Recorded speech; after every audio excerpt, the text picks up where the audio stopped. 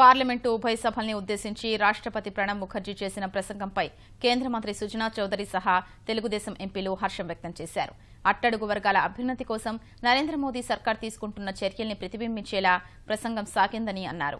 రానున్న బడ్జెట్ రాష్ట్రానికి మేలు జరిగేలా ఉంటుందని విశ్వాసం వ్యక్తం చేశారు. రాష్ట్ర ప్రతినిధుల విజ్ఞాపనలపై సానుకూల స్పందన వస్తుందని చెప్పారు. బడ్జెట్ ఉంది. మన పర్టికులర్గా తుళ్ళూరు ఏరియా వాళ్ళకి మంచి వార్త వస్తుందని రేపు అనుకుంటా ఉన్నాను నేను పర్టికులర్గా. ఎందుకంటే వాళ్ళకి ఈ ల్యాండ్ పూలింగ్లో చేసిన ల్యాండ్కి అమరావతి ఏరియాలో క్యాపిటల్ గెయిన్ ట్యాక్స్ పడి చాలా నష్టపోవడానికి అవకాశాలు ఉన్నాయి.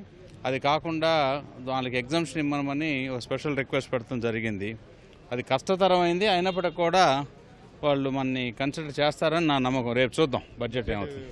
ఏపీ వరకు మాత్రం మనకు రావాల్సినవన్నీ ఒప్పుకున్నారు కాబట్టి మనకల్లా చట్టబద్ధత కల్పించడం ఒకటే మనకు పెండింగ్ ఉంది. అది డెఫినెట్గా నెక్స్ట్ క్యాబినెట్ మీటింగ్లో బడ్జెట్ అయిపోయినాక చేస్తారనేది నా గట్టి నమ్మకం.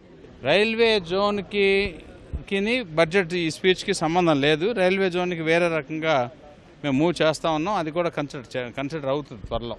పోలవరం అన్నది జాతీయ ప్రాజెక్టు ఎంపిక చేసుకోవడం జరిగింది.